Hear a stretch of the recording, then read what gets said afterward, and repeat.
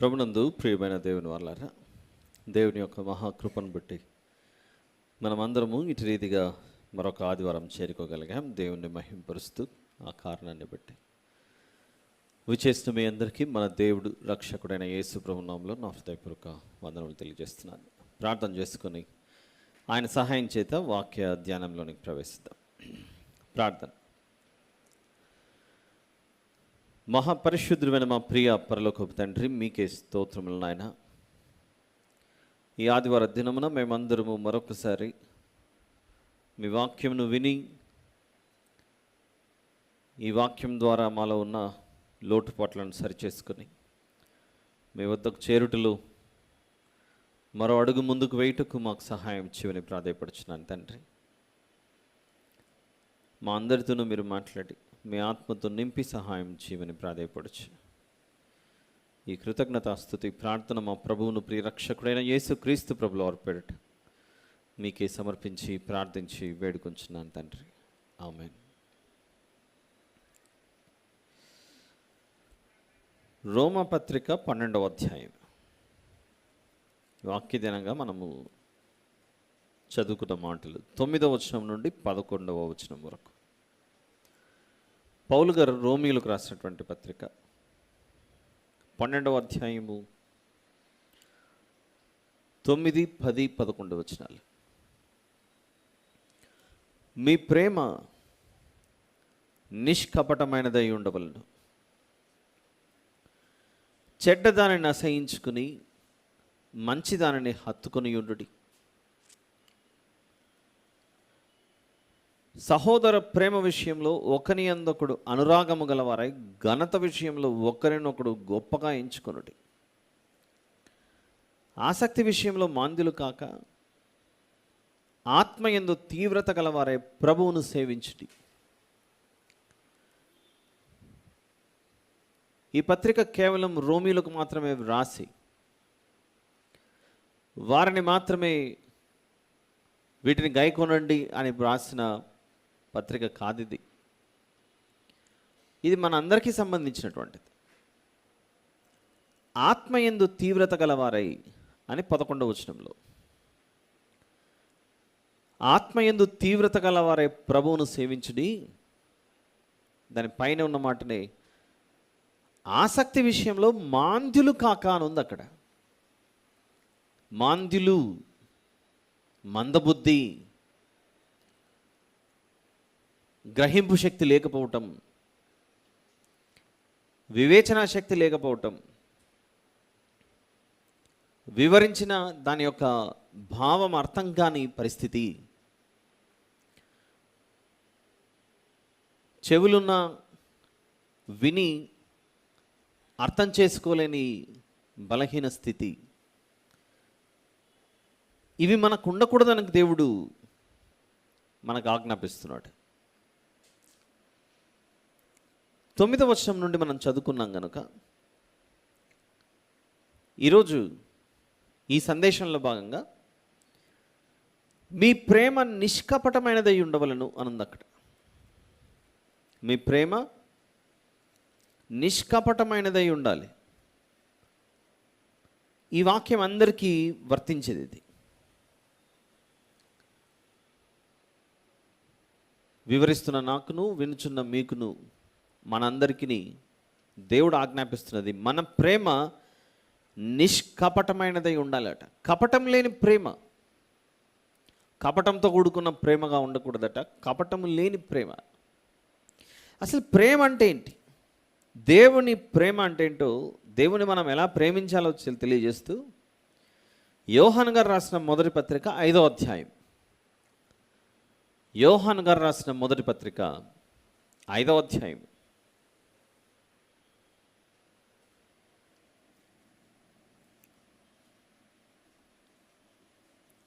3వ వచనంలో మనం ఆయన ఆజ్ఞలను గైకొనుటయే దేవుని ప్రేమించుట. యోహాను గారు రాసిన మొదటి పత్రిక 5వ అధ్యాయము 3వ వచనము, మనం ఆయన ఆజ్ఞలను గైకొనుటయే దేవుని ప్రేమించుట. దేవుని నేను ప్రేమిస్తున్నానని చెప్పి ఆయన చెప్పిన దాని ప్రకారంగా మనం నడుచుకోకపోతే మన ప్రేమ నిష్కపటమైనది కాదు, అది కపటమైనదే, మోసపూరితమైనదే. అంతే కదా. మన కుటుంబంలో ఎవరైనా నేను నిన్ను ప్రేమిస్తున్నానని చెప్పి ఆ తర్వాత బయటికి వెళ్ళిన తర్వాత చెప్పిన మాటకు మనము లోబడి ఉండక, కట్టుబడి ఉండక, బయటికి వెళ్ళిన తర్వాత పొరపాటు చేస్తే, తప్పులు చేస్తే, గత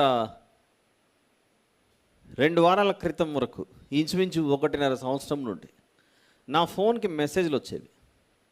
ఏం మెసేజ్లు వచ్చేవనంటే, మీ అబ్బాయికి స్కూల్ ఫీజు కట్టట్లేదండి అని నాకు మెసేజ్లు వచ్చాయి. You are not paying your son school fee, please come and pay అని. ఫ్రమ్ రెయిన్బో స్కూల్ అని వచ్చేది. రెయిన్బో స్కూల్ నుండి మీ అబ్బాయికి ఫీజు కట్టలేదు అని చెప్పేసి నాకు మెసేజ్లు వచ్చేవి దాదాపు 1.5 year నుండి. సమ్మర్ హాలిడేస్ కనుక మొన్న గ్యాప్ వచ్చింది. సమ్మర్ హాలిడేస్ గ్యాప్ అయిన తర్వాత మళ్ళీ న్యూ అకాడమిక్ ఇయర్ స్టార్ట్ అయింది, మళ్ళీ మెసేజ్లు ప్రారంభమయ్యాయి. ఆ మెసేజ్లు నేను స్పందించకపోయేసరికి ఫోన్ కాల్స్ కూడా స్టార్ట్ అయ్యాయి. సార్ మీ బాబుకు ఫీజు కట్టలేదు, ఎప్పుడు కడతారని. ఉండండి ఒక్క నిమిషం అన్న, మళ్ళీ చెప్పండి అన్న, మీ బాబుకు ఫీజు కట్టట్లేదు, ఎప్పుడు కడతారని. ఎవరు మీరు అన్నాను. అదే సార్ మేము రెయిన్బో స్కూల్ నుంచి మాట్లాడుతున్నాము, ఎప్పుడు కడతారని. నేను ఈ ఫోన్ రిసీవ్ చేసుకున్నది నేను ఆఫీస్లో ఉన్నప్పుడు. అయితే వాళ్ళతో చెప్పాను, ఇంకా సరే మీరు మాట్లాడుతున్నారు, నన్ను కూడా మాట్లాడివ్వండి, అవకాశం ఇవ్వండి. ఈ విషయం నేను మా ఆఫీస్లో ఉండగా మీరు ఫోన్ చేశారు కాబట్టి నేను బ్రతికిపోయాను. ఒకవేళ నేను ఇంట్లో ఉండగా, మా ఆవిడ నా పక్కన ఉండగా మీరే ఇట్లా ఫోన్ చేసి మెసేజ్ పంపించి మీ అబ్బాయికి ఫీజు కట్టట్లేదు అని మాట్లాడితే మాత్రం ఇక నా భవిష్యత్తు, నా జీవితం ఎలా ఉంటుందో కూడా ఊహించుకోలేను. ఇంతకు మీరు ఏ ప్రాంతం నుంచి ఫోన్ చేస్తున్నారు, ఎక్కడి నుంచి ఫోన్ చేస్తున్నారో చెప్పండి అని. అదే సార్ మేము మంచిర్యాల రెయిన్బో స్కూల్ నుంచి మాట్లాడుతున్నాము, ఎప్పుడు కడతారు ఫీజు అన్నారు. మంచిర్యాల.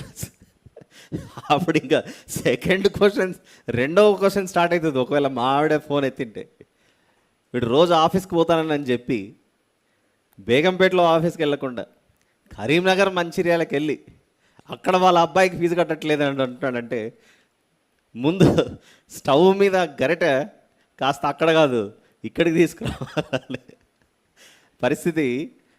అప్పుడు నా పరిస్థితి అగమ్య గోచరం అయిపోయేది పరిస్థితి.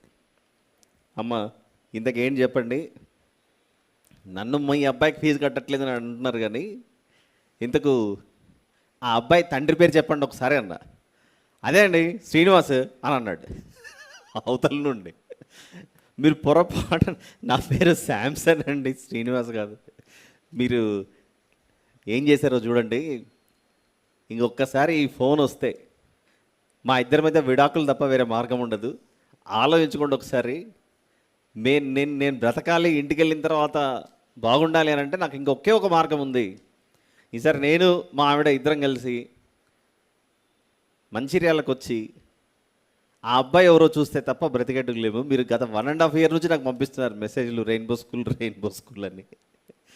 అయ్యయ్యో తప్పైపోయింది సార్, ఇంతకు ఎవరు సార్ మీరు అన్న. మళ్ళీ ఆ కాన్వర్జేషన్ కంటిన్యూ అవుతుంది. అయిపోయిందా, సరే తప్పైపోయింది సార్, మేము ఒక నంబర్ ఏదో తప్పుగా ఎంటర్ చేసుకున్నట్లున్నాము, రేపు స్కూల్కి వెళ్ళి రికార్డ్ అప్డేట్ చేస్తాం, ఇది వేరే వాళ్ళది ఉన్నట్లుంది, ఇది మీది కాదనుకొని మళ్ళీ రికార్డ్ అప్డేట్ చేస్తామని చెప్పేసి మాట ఇచ్చారు. అంత బాగానే ఉంది. మళ్ళీ మాట ఇచ్చి అంత అయిపోయిన తర్వాత 2 రోజులకు మళ్ళీ ఫోన్ వచ్చింది, మీ అబ్బాయికి ఫీజు కట్టలేదని. అమ్మ నేను చెప్పింది ఇంక చేసి తీరాల్సిందే, వేరే మార్గం లేదు. మీ అడ్రస్ మీ లొకేషన్ పంపిస్తే మేము ఇద్దరం బయలుదేరి వస్తాము, మా పిల్లల్ని కూడా తీసుకొస్తాము.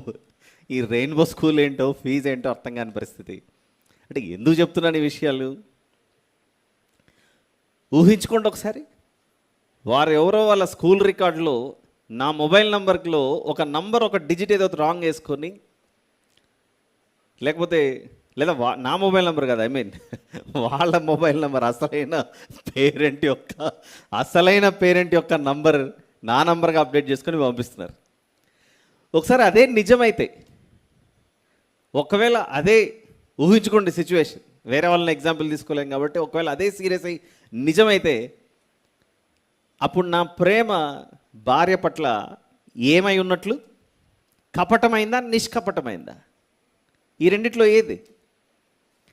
రోమపత్రిక 12:9 ఈరోజు మనం వచనం వాక్య ధ్యానం. రోమపత్రిక 12:9. మీ ప్రేమ నిష్కపటమైనదై ఉండవలన అని ఉంది అక్కడ. ఇందాక చెప్పిన ఎగ్జాంపుల్లో, ఉదాహరణలో ఒకవేళ నేను నిజంగానే ఆ కేటగిరీ అయ్యింటే నా ప్రేమ నా కుటుంబం పట్ల ఎలాంటిది అయి ఉండేది? నిష్కపటమైనదా, కపటమైనదా? కపటం. ప్రతి ఏటా వివాహ దినోత్సవం రోజు నువ్వు తప్ప నాకు ఎవరు లేరని చెప్పి, ఆ తర్వాత కరీంనగర్ మంచిర్యాలలో ఒక సెటప్ పెట్టి, ఏంటిది జీవితం?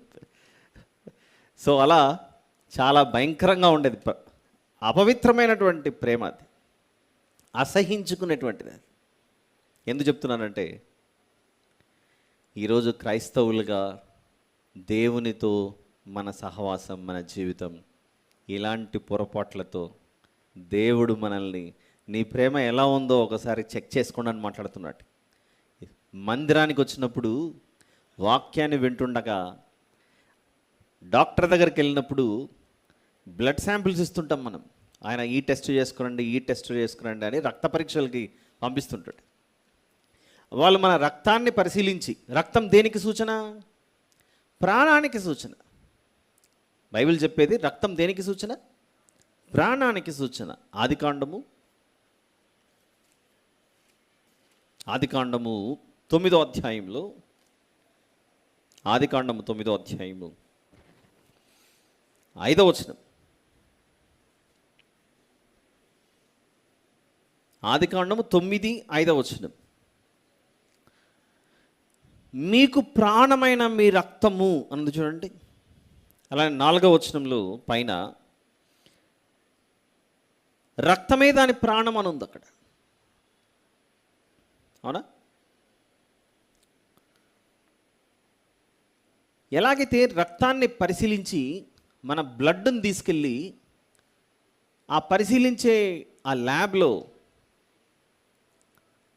రక్తంలో ఈ ప్రాబ్లం ఉంది, షుగర్ ఎక్కువైంది, ఈ రక్తంలో కొలెస్ట్రాల్ ఎక్కువైపోయింది, ఫ్యాట్ ఎక్కువ ఉంది, ఈ రక్తంలో పలానా సమస్య ఉందని మొత్తం పెద్ద ఒక మ్యాగజైన్ లాగా రిపోర్ట్ తయారు చేసిస్తారు. ఈనాడు బుక్ ఆదివారం ఎలాగైతే వస్తుందో అలా అన్ని పేజీలతో వస్తుంది ఒక చిన్న రక్తం మనల్ని తీసుకొని. మనం సంవత్సరానికి ఒకసారి 2-3 ఏళ్ళకు ఒకసారి మాస్టర్ హెల్త్ చెకప్ అని చేయించినప్పుడు తీసుకెళ్ళేదేమో ఇంతే బ్లడ్డే, కొంచెం ఎంఎల్లో ఎంత తీసుకెళ్తారు అంత కొంచెం తీసుకెళ్ళి అందులో నుంచి ఒక పెద్ద రిపోర్ట్ రాస్తాడు. ఈ రక్తంలో కొవ్వు ఎంత ఉంది, ఈ రక్తంలో షుగర్ ఎంత ఉంది, ఈ రక్తంలో పలానా ఎంత ఉంది, పలానా ఎంత ఉంది, అంతా ఇంత ఉంది అని తీసుకున్నది రక్తం కొంచెమే, కానీ పరిశీలన చేసి రిపోర్ట్ రాసేది మాత్రం అప్పుడప్పుడు అర్థమవుతుంది. నేను ఏదైనా పేజీ మిస్ అయ్యానా చెక్ చేసుకోవాల్సిన పరిస్థితి ఈ బ్లడ్ రిపోర్ట్స్ బయటకు వచ్చినప్పుడు. అంత పెద్ద రిపోర్ట్ వస్తుంది బయటికి. బైబిల్ ప్రకారంగా రక్తం దేనికి సూచన? ప్రాణం. ప్రాణానికి సూచన, ప్రాణాన్ని చూపిస్తోంది ఈ రక్తం. కొంచెంసేపు రక్తంలో నుంచి వచ్చిన రిపోర్ట్ అనకుండా రక్తం ప్లేస్లో ఏమని పెట్టి మనం మాట్లాడుకుంటే ఇంకా దాని విలువ అర్థమవుతుందో ఒకసారి ఆలోచించండి. బైబిల్ ప్రకారంగా దేవుడు అన్నాడు రక్తమే ప్రాణం అని. రక్తం ప్లేస్లో ఇంకొక పదాన్ని చేరిస్తే ఏం చేర్చవచ్చు మనం ఇప్పుడు? ప్రాణం అని చేర్చవచ్చు. ప్రాణం అని చేర్చినప్పుడు దీని పరిశీలన చేసగా మన ప్రాణంలో ఇన్ని పాపాలు కనపడ్డాయి. ప్రాణంలో ఇన్ని పాపాలు కనబడుతున్నాయి కనుకనే ఈ పాప ప్రక్షాళన కొరకు, ఈ ప్రాణము కడుగబడుటకు యేసు ప్రభు తన రక్తం చేత మన రక్తంలో ఉన్న, అనగా మన ప్రాణంలో ఉన్న పాపాలను అంత శుద్ధీకరించాడు. ఆలోచించండి ఎంత బాగుందో. బ్లడ్ రిపోర్ట్ అనేది బయటికి రాగానే మెడికల్ రిపోర్ట్స్లో డాక్టర్ గారు ఈ టెస్టులు చేయండి అమ్మా, కిడ్నీలో ఇవన్నీ ఉన్నాయేమో, లంగ్స్లో ప్రాబ్లం ఉందేమో, షుగర్ ఉందేమో అన్నీ చెక్ చేసినప్పుడు పేజీల కొత్త వస్తుంది రిపోర్ట్. అది తిప్పుతుంటే వస్తుంది. ఎప్పుడైపోతుందో అని ఎదురు చూస్తాడు ఆ బ్లడ్ టెస్ట్ చేయించుకున్నటువంటి పేషెంట్. చిన్న బ్లడ్తో అంత పెద్ద రిపోర్ట్ తయారవుతుంది. ఆలోచించండి. మన ప్రాణాన్ని పరిశీలించినప్పుడు లోకంలో ఉన్న వైద్యులే అంత పెద్ద రిపోర్ట్ రాస్తున్నారు.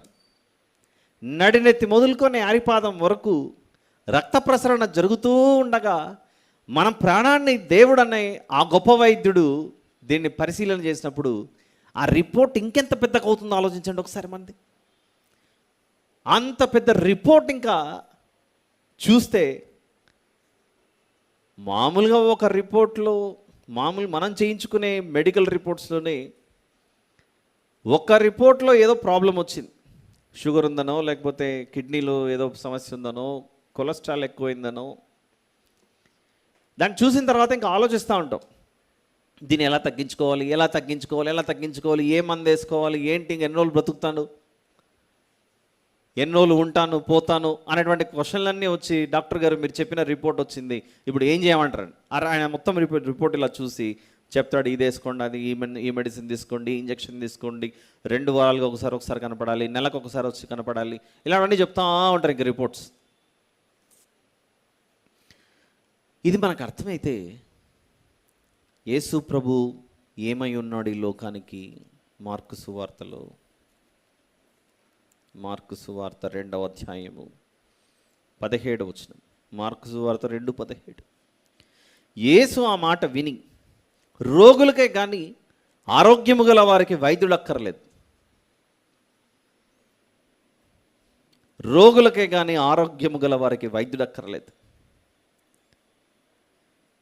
నేను పాపులనే పిలువవచ్చి తిని కానీ నీతిమంతులను పిలువ రాలేదని యేసు ప్రభు సెలవిస్తున్నాడు ఇక్కడ. ప్రియులారా, యేసు ప్రభు పాపమనే రోగానికి వైద్యుడట. ఆలోచించండి. మనం కూడా ఒక పెద్ద సూపర్ స్పెషాలిటీ హాస్పిటల్కి వెళ్ళామనుకోండి, చాలా డిపార్ట్మెంట్స్ ఉంటాయి. కార్డియాలజీ డిపార్ట్మెంట్ అని, అంటే గుండెకి సంబంధించిన కార్డియాలజీ అంటారు దాన్ని. చిన్నపిల్లలైతే పీడియాట్రిక్ సెక్షన్ అని, ఒకవేళ కళ్ళకు సంబంధించినది అయితే ఆఫ్థల్మాలజిస్ట్ అని, ఇలాంటివేవో రకరకాల డిపార్ట్మెంట్లు ఉంటాయి. హాస్పిటల్లో కనపడని ఏదైనా ఒక డిపార్ట్మెంట్ ఉంది, అక్కడికి వెళ్ళి ట్రీట్మెంట్ చేసుకుని బాగు చేయించుకుందామా అనేది ఏదైనా డిపార్ట్మెంట్ కనబడదు, ఇట్ ఈస్ నాట్ దేర్ అనేది ఏదైనా ఒక డిపార్ట్మెంట్ ఉందంటే ద డిసీజ్ ఆఫ్ సిన్.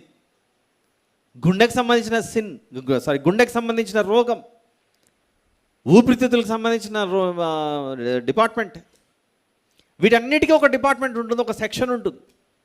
హాస్పిటల్లో కనబడనిది ఏదైనా, ఒక రోగానికి ఒక డిపార్ట్మెంట్ ఏదైనా కనపడలేదా, లేదు, ఎంత వెతికినా కనపడట్లేదు అనేది ఏదైనా ఉందంటే అది సిన్ అనే, పాపం అనే రోగానికి సంబంధించిన సెక్షన్, ఒక ఫ్లోర్ కానీ ఒక డిపార్ట్మెంట్ కానీ ప్రత్యేకంగా కనపడదు. అది ఎక్కడ కనపడుతుందంటే బైబిల్లో కనపడుతుంది. ఆ రోగానికి వైద్యుడు ఎవరంటే దేవుడే, యేసు ప్రభు మాత్రమే. హాస్పిటల్స్లో ఏ డిపార్ట్మెంట్కి వెళ్ళి ఒక డాక్టర్ని మనం సంప్రదించినా, ఏదైనా సమస్య ముదిరినప్పుడు మీరు వెళ్ళి ఈ రక్త పరీక్ష చేసుకొని రండి, ఈ బ్లడ్ టెస్ట్ చేయించుకొని రండి అని అంటారు. అందులో మొత్తం తెలిసిపోతుంది ఎక్కడెక్కడ ఏ సమస్య ఉందని. అదే మాటే యేసు ప్రభు మనతో అన్నాడు అనుకోండి. ఒకసారి మన జీవితం, ఈ ప్రాణం ఈ శరీరంలో ఉన్నంత కాలం ఎలా ఉంది నీ ఆత్మీయ జీవితం, సరి చేసుకోవడానికి రండి, నా దగ్గరకు చెక్ చేసుకోండి అన్నప్పుడు ఆయన కూడా మన రక్త పరీక్ష చేశాడు అనుకోండి. ఈ రక్తం ఈ శరీరం అంతా రోజు పైనుండి క్రింది వరకు ఇలా ఎప్పుడు ఫ్లో అవుతూ ఉంటుంది. సడన్గా రక్తం ఆగిపోయింది అనుకోండి, ఫ్లో బాడీలో రక్తం స్తంభించిపోయింది అనుకోండి, పరిస్థితి ఇంకా శరీరం ఆగిపోతుంది. అది అంత భయంకరమైనది. అది అలా దేవుడు మన జీవితాలను పరిశీలించినప్పుడు అంతా మలినమై ఉందట. అంటే ఎలా? మన ఆత్మీయ జీవితం దేవుడు కోరుకున్న స్థితిలో లేకపోవడంతో ఒకే ఒక మార్గం ఉంది. దీనికి ఉన్న మెడిసిన్ ఒకే ఒకటి, ఈ బ్లడ్ మార్చాలి, ఈ రక్తం మార్చాలి. వీరి ప్రాణానికి బదులుగా ఇంకొక రక్తాన్ని మనం దేంతో పిలుస్తున్నాం? ప్రాణం అంటున్నాం. పోనీ కొంచెం ఎక్కిస్తే సరిపోతుందా? మనకు అప్పుడప్పుడు ఎక్కడన్నా దెబ్బ తగిలినప్పుడు రక్తం సరిపోకపోతే వేరే వాళ్ళ దగ్గర నుంచి తెచ్చుకొని మనం ఎక్కించుకుంటాం. వేరే వాళ్ళు ఎంత ఇవ్వగలరు? ఎంత మోతాదులో ఒక మనిషి ఇవ్వగలడో అంత మోతాదులోనే తీసుకొని ఆ వ్యక్తిని ఇంకా పంపించేస్తారు వైద్యులు. ఇంకా మొత్తం, బాబు ఇతను బ్రతకడానికి నిన్ను పిలిచాను, మొత్తం నీ రక్తం అంతా ఇచ్చేయంటే ఇచ్చేటోడు పోతాడు. అంటే ఇతను బ్రతకాలి అంటే అతని దగ్గర కొంచెం, ఇతని దగ్గర కొంచెం, ఇతని దగ్గర కొంచెం అంతా తీసుకొని సెటిల్ చేస్తారు బ్యాటరీ. ఇలా కొంచెం ప్రారంభిస్తుండగానే వింటున్న మనకు అర్థం అవ్వాలి, మన అందరి ఆత్మీయ జీవితం ప్రాణము అపరాధముల చేత, పాపముల చేత ఏమైపోయింది? మనది చచ్చిన స్థితిలో ఉంటే చివరికి యేసు ప్రభు ఇక మీదట ఏ 100 ml 200 ml అలా కాకుండా ఆయన పూర్తిగా సిలువ మీద చివరి రక్తపు బొట్టు వరకు మన ప్రాణం బ్రతకడానికి ఆయన ప్రాణమును పానార్పణముగా పోసేసాడు, పానార్పణముగా మొత్తం ఇచ్చేసాడు. అలా ఇవ్వడం చేతనే, ఆ రక్తం చేత మనం ఈరోజు కడుగబడి మలినమైన కపటమైన మన జీవితాలు ఇదిగో నిష్కలంకముగాను నిష్కపటముగాను మారే అవకాశానికి ద్వారం తెరవబడింది, మార్గం తెరవబడింది. ఇది మనకు అర్థమైతే ఆయన మనల్ని ఎంతగా ప్రేమించాడు, మనం ఆయనను అంతగా ప్రేమిస్తున్నామా? ఆలోచించండి ఒకసారి. ఆయన మనలను ఎంతగా ప్రేమిస్తున్నాడు, మనం ఆయన అంతగా ప్రేమిస్తున్నామా? 9వ వచనం 12వ అధ్యాయం రోమపత్రిక 12:9. మీ ప్రేమ నిష్కపటమైనదై ఉండవలను అని చెప్పి వెంటనే అంటున్నాడు, చెడ్డదానిని అసహించుకొని మంచి దానిని హత్తుకొని ఉండుడి. చెడ్డదానిని అసహించుకొని మంచి దానిని హత్తుకొని ఉండుడి. What is our desire today? మంచిదానిని ప్రేమిస్తున్నామా, చెడ్డదానిని ప్రేమిస్తున్నామా? Is our desire for divine god or is our desire for divineless deity or devil? Desire for డెవిలా, డిజైర్ ఫర్ డివైన్ గాడా? దేవుని నిజంగానే మనము కోరుకుంటుంటే, ఆయనను ప్రేమిస్తుంటే, ఆయన అంటున్నాడు, నన్ను ప్రేమిస్తున్నావని నువ్వు చెబుతుంటే నా ఆజ్ఞలు నువ్వు పాటిస్తున్నావా? నువ్వు నా ఆజ్ఞలను పాటించక నన్ను ప్రేమిస్తున్నానంటే నువ్వు మోసం చేసినట్లే, నువ్వు అబద్ధం ఆడుతున్నట్లే. మనిషితో అబద్ధాలు ఆడితే మనిషి కనుక్కోలేడేమో కానీ మనిషి దేవునితో అబద్ధాలు ఆడితే దేవుడు కనుక్కోలేడా? ఎప్పుడైనా గుర్తుపెట్టుకోండి, మన బైబిల్ ప్రకారంగా మన దేవుణ్ణి కనుగొనాలే కానీ దేవుణ్ణి కొనుక్కోలేం. అడుగుడి మీకు ఇవ్వబడును, వెదకుడి మీకు దొరుకును, తట్టుడి మీకు తీయబడును, వెదకుడి మీకు దొరుకును. కనుగొనాలి. అపొస్తలుల కార్యములు 17వ అధ్యాయంలో, book of acts chapter number 17,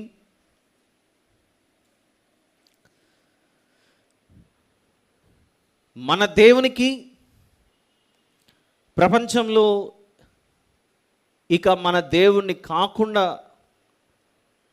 పూజించే వర్గం ఏదైతే ఉందో దానికి ఉన్నటువంటి తేడా, మనము మన దేవుణ్ణి కనుగొంటాం, నా దేవా నువ్వు ఎక్కడున్నావని. కానీ పూర్వము మనమున్న ఒకనాటి విశ్వాసంలో మనము మన దేవుని కనుగొనలేదు. దేవతలు దేవునిగా పిలువబడిన వారిని మనము కొనుక్కున్నాం. కొనుక్కుంటే రాడు దేవుడు, కనుగొంటే వస్తాడు. కొనుక్కుంటే ఏమవుతుంది? మన జోబులు ఖాళీ అవుతాయి, కష్టపడి సంపాదించుకున్న ఉన్న రూపాయి కూడా పోతుంది. కొనుక్కుంటే, కనుగొంటే ఆయనే మనల్ని వెతుక్కుంటూ వచ్చి మన హృదయంలో వచ్చి చేరుతాడు.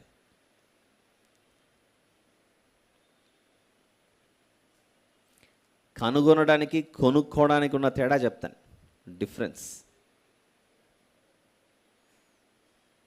ఈ వచనం చెప్పి ఆ తర్వాత డిఫరెన్స్ చెప్తాను, విందాం. అపోస్తుల కార్యములు 17వ అధ్యాయం 26-27 వచనాలు. 26-27 వచనాలు. మరియు యావత్ భూమి మీద కాపురం ఉండుటకు ఆయన ఒకరి నుండి ప్రతి జాతి మనుషులను సృష్టించి, వారు ఒకవేళ దేవుని తడవులాడి కొనుక్కొందురేమో అని అనుందా అక్కడ? కనుగొందురేమో అనుందా? వారు ఒకవేళ దేవుని తడవులాడి కనుగొందురేమో అని తన్ను వెదకు నిమిత్తము నిర్ణయ కాలమును వారి నివాస స్థలం యొక్క పొలిమేరలను దేవుడు ఏర్పరచిన మన కొరకు. చాలా ఆశీర్వాదం, చాలా గొప్ప విషయం. కనుగొనడానికి కొనుక్కోవడానికి డిఫరెన్స్ చెప్తా అన్నా కదా, వినండి, బాగుంటుంది. జాగ్రత్తగా భద్రపరచుకుందాం అందరం హృదయంలో. మనందరికీ మన ఇళ్ళల్లో పెద్దవాళ్లకు చిన్న చిన్న పిల్లలు ఉన్న వాళ్ళు ఉన్నారు. నాకైతే బిడ్డలు లూసి జస్టిన్ ఇద్దరు ఉన్నారు. ఇప్పుడంటే ఒకరు 8 years, ఇంకొకరు 6 years లెవెల్లో ఉన్నారు. పిల్లల్ని ఇంకా కొంచెం వెనక్కి వెళ్తే, ఒక 4 ఏళ్ళు 5 ఏళ్ళు వెనక్కి వెళ్తే వాడు 2 years 3 years ఏజ్ పిల్లలు ఉంటారు. వీళ్ళు ఒక గేమ్ ఆడుతుంటారు పేరెంట్స్తో, తల్లిదండ్రులతో ఒక చిన్న ఆట ఆడుతుంటారు ఇంట్లో. ఏంటి? ప్రతి ఇంట్లో జరిగేది. తల్లో తండ్రో ముద్దలు కలిపి నెయ్యి ముద్దలు తిన్నన్నా వెంటపడుతుంటే వీడెళ్ళి ఎక్కడో దాంకొని ఉంటాడు. అలా తల్లి వెళ్ళి వాడు ఎక్కడున్నాడో వాడికి తెలుసు కనుక, ఎక్కడున్నాడో తెలిసినా కూడా తెలియనట్లుగా నటించి వెళ్ళి ఆ బిడ్డను కనుగొని ఎత్తుకొని ముద్దాడి చేస్తాంట. మా మమ్మీ నాతో ఈ గేమ్ ఆడింది కదా అని వాడు నెక్స్ట్ టైం నుంచి ఏం చేస్తాడంటే, ఈసారి వాడు గేమ్ ఆడుతుంటాడు. I will hide, you find me అంటాడు. నేను దాక్కుంటా, నువ్వు నన్ను కనుక్కోను. వీడికి ఈ గేమ్ ఎలాగో తెలిసింది కనుక నెక్స్ట్ టైం ఎంత పిలిచినా వీడు పలకపోతే నెక్స్ట్ సీన్ రివర్స్ అవుతుంది. ఎలా? అప్పుడప్పుడు తల్లిదండ్రులే వెళ్ళి ఒక డోర్ చాట్ను లేకపోతే ఇంకొక చోట ఎక్కడో దాగుకొని పిల్లలతో ఆటలాడుతుంటారు. వీడు మమ్మీ మమ్మీ మమ్మీ మమ్మీ అని ఎదుగుతుంటాడు. అక్కడ వానికి కనపడకూడదని ఇంకా కొంచెము మనం కనపడకుండా దాక్కుంటాం. ఎప్పుడైతే ఇంకా అయిపోయింది, వీడు అలసిపోయాడు అన్నప్పుడు గమనించి మనమే బయటకు రాగానే మమ్మీ అనుకుంటే వచ్చి ఖర్చుకుంటాడు. జరిగాయా లేదా చెప్పండి? ఇలాంటి ప్రతి ఇంట్లో జరిగిన ఆటలే గుర్తొస్తున్నాయా మన పిల్లల ఆటలు? అది ఆనందం, తృప్తి. ఇప్పుడు రెండో ఎగ్జాంపుల్ చెప్తా. ఈసారి మమ్మీ అని వెతకకుండా వాడు ఆ ఏజ్లోనే మమ్మీ అని వెతకకుండా ఎక్కడో వాళ్ళ నాన్న దగ్గర ఎక్కడో 100 రూపాయల నోట్ దొరికింది. మమ్మీ నువ్వు కనపడితే 100 ఇస్తాను, మమ్మీ నువ్వు కనపడితే 100 రూపీస్ ఇస్తా, మమ్మీ నువ్వు కనపడితే 100 ఇస్తా అని తిరిగాడు అనుకోండి. ఆ ఆటకు అర్థం ఉంటుందా? అందులో ముద్దు ఉంటుందా? ముచ్చట ఉంటుందా? ప్రేమ ఉంటుందా?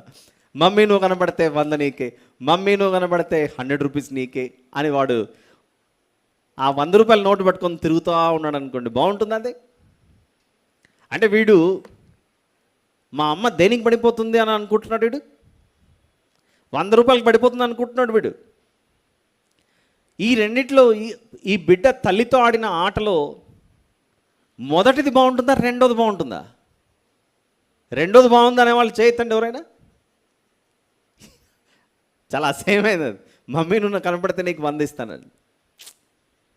అదే ఆ బిడ్డ నాన్న ఎక్కడ, మమ్మీ ఎక్కడ అని వెతుక్కుంటూ పరిగెత్తుకొని బుడిబుడి నడకలేసుకుంటూ వచ్చి హత్తుకుంటే అదొక ఆనందం, అదొక ముద్దు ముచ్చట. ఈరోజు మనిషి దేవునితో అదే ఆట ఆడుతున్నాడు. అలాంటి ఆట ఆడుతున్నాడు. ఎలాంటి ఆట? దేవుడేమో నేను ఎక్కడున్నానో నా బిడ్డలు కనుగొంటే నేనే వారి దేవుణ్ణని మనుషులు గుర్తుపడితే నాకు అదొక ఆనందం, అదొక సంతోషం. కానీ మనిషి దేవుణ్ణి దర్శించుకోవడానికి దేవదర్శన అని చెప్పి డబ్బులు పెట్టి కొనుక్కోవడం ఏంటి దేవుణ్ణి చూడడానికి? అంటే పేదవారికి, డబ్బులు లేని వాళ్ళకి దేవుడు కనపడ్డా ఎంత విచారం, ఎంత విచారకరమది.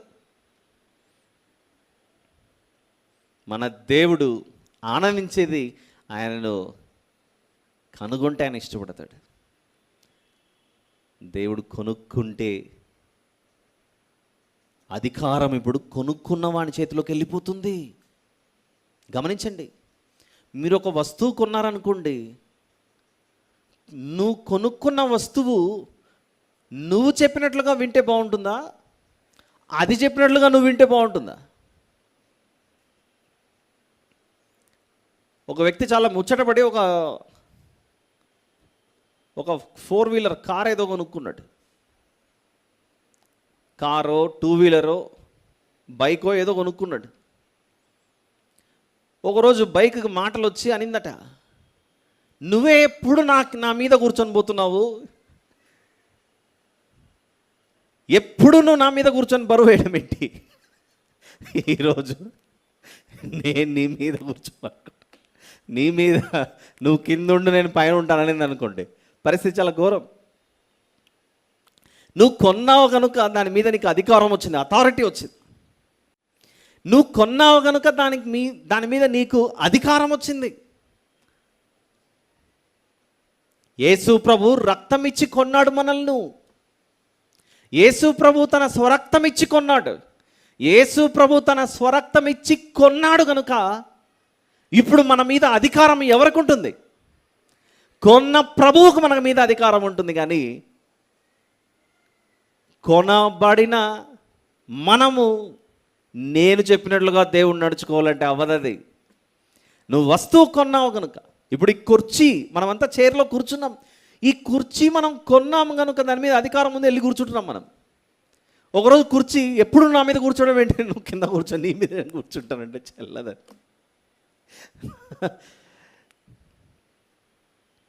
దేవుణ్ణి మార్కెట్లోకి వెళ్ళి కొన్నామనుకోండి, ఏదో ఒక రూపంలోనో ఏదో ఒక ఉద్దేశంతోనో కొన్నామనుకోండి, అప్పుడు దేవుడు ఎవరి చేతుల్లోకి వచ్చినట్లు? కొనుక్కున్న నీ చేతిలోకి వచ్చాడు. ఇక ఆయన నిన్నేమి ఆశీర్వదిస్తాడు, నిన్నేమి దీవిస్తాడు? నో, ఆయన సర్వాధికారిగా రాజ్యం ఏలుతూ ఉండాలే కానీ మనం ఆయన మీద పరిపాలన చేయుటకు అర్హులం కాం. మన దేవుని చల్లని రెక్కల నీడ క్రింద మనం వెళ్ళిపోవాలి. చాలా విచిత్రంగా ఉండొచ్చు మీ మాటలు, నాకైతే ఇలా అర్థమవుతున్నాయి. నాకు అర్థమైంది మీకు చెప్తున్నాను అంతే. ఆలోచిస్తే మీకు కూడా ఈ విషయాలు అర్థమవుతాయి. నిష్కపటమైన ప్రేమ అంటే ఏంటి, లోబడి జీవించడం అంటే ఏంటి. ఈరోజు మనం వింటున్న ఈ సందేశం ఏంటంటే, కోరికలు మనిషి యొక్క ఆత్మీయ జీవితాన్ని ఎలా పాడు చేస్తాయో, ఎలా బాగుపరుస్తాయో. కోరిక అనే 3 అక్షరాల పదం, 3 అక్షరాలు కలిగిన దేవుడు అనే ఆ పదాన్ని, ఆ వ్యక్తిని, ఆయనను మనకు దగ్గరన్నా చేస్తాయి లేదా దూరమన్నా చేస్తాయి. There is a problem with our approach in our desires management. మన డిజైర్ని, మన కోరికను అదుపులో ఉంచుకోకపోవటం వలన మనం దేవునికి దూరమయ్యాం. ఇది ఎలానో ఒక 3-4 ఉదాహరణలు మేము ఎదుట ఉంచాలనుకుంటున్నాను. నంబర్ 1, ఇస్కరియోతు యూదా. యేసు ప్రభు అనే ఆ దేవుని గొర్రెపిల్ల, యేసు ప్రభు అనే ఆ దేవుని గొర్రెపిల్లను ప్రధాన యాజకుల వద్దకు, శాస్త్రుల వద్దకు, పరిసయ్యుల వద్దకు, అందరి దగ్గరికి వెళ్ళి, ప్రభువును నేను మీకు అప్పచెప్తాను. యేసు ప్రభు అని ఈ ప్రపంచమంతా భావిస్తున్నారు కదా, ఆ ప్రభువును నేను మీకు అప్పచెప్తాను, మీరు నాకేమిస్తారు అని బేరమాడాడు. నా దగ్గర ఒక వస్తువు ఉంది, దాన్ని అమ్ముతున్నాను, ఈ వస్తువుని నేను మీకు ఇస్తున్నాను, మీరు నాకు ఎంత ఇస్తారు అని. మార్కెట్లో ఒక వస్తువుని ఎలాగైతే అమ్ముతామో, ఇస్కరియోతు యూదాకు యేసు ప్రభు అలా అమ్ముకునే వస్తువుగా కనపడ్డాడు. అంటే నిత్య జీవపు ఊటలు కలిగిన ఆ ప్రభువు ఇస్కరియోతు యూదా అనే వాడికి మార్కెట్లో అమ్ముకునే వస్తువుగా కనపడ్డాడు. ప్రపంచంలో పనికిరాని దానికి, నిత్యనాశనానికి తీసుకెళ్ళే, తనకు ఏమాత్రము ఉపయోగపడని ఒక సేల్స్ అమ్మకాలు, సేల్స్ జాబ్స్ ఉంటాయి కదా. ఇప్పుడు ఉన్నటువంటి లోకంలో అమ్మేవాళ్ళు చాలామంది ఉన్నారు. మై ప్రొఫెషన్ ఈజ్ సేల్స్ అండి అంటారు. ఆ సేల్స్ చేసిన వారిలో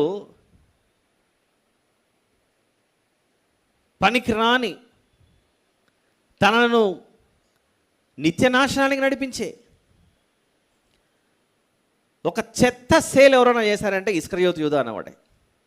సాధారణంగా సేల్స్ పీపుల్ అనేవాళ్ళు ప్రతి కంపెనీలో ఉంటారు.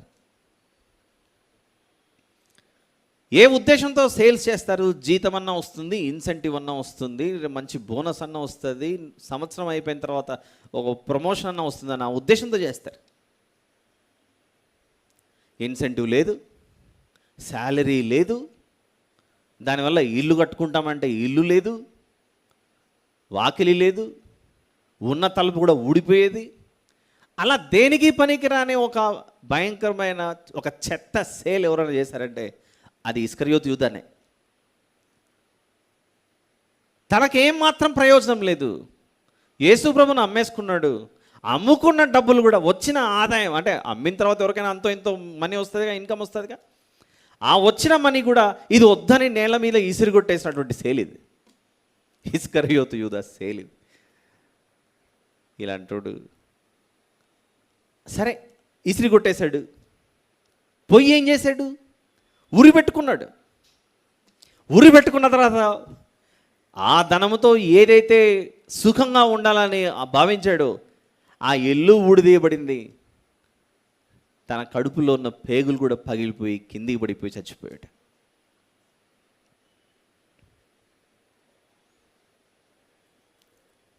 దేవుణ్ణి అమ్ముకున్నాడు. దేవుణ్ణి అమ్ముకోకూడదు, దేవుణ్ణి నమ్ముకోవాలి. నమ్ముకోకుండా అమ్ముకున్నాం మనం అంటారండి, నేనేమి ఇస్కరియోతు యూదా అంటే అని మనం అనుకోవచ్చు. ఇస్కరియోతు యూదా ఎదుట రెండు ఉంచబడ్డాయి: దేవుడు, ధనం. దేవుడు, ధనం. మనసు ప్రేరేపిస్తుంది. నీకు ప్రభువు కావాలా? ఈ 30 వెండి నాణాలు కావాలా? ఏది కావాలి? ఈ ప్రభువు కావాలా? 30 వెండి నాణాలు కావాలా అని మనసులో తట్టగానే ఈయనతో వచ్చేది ఏమీ లేదు.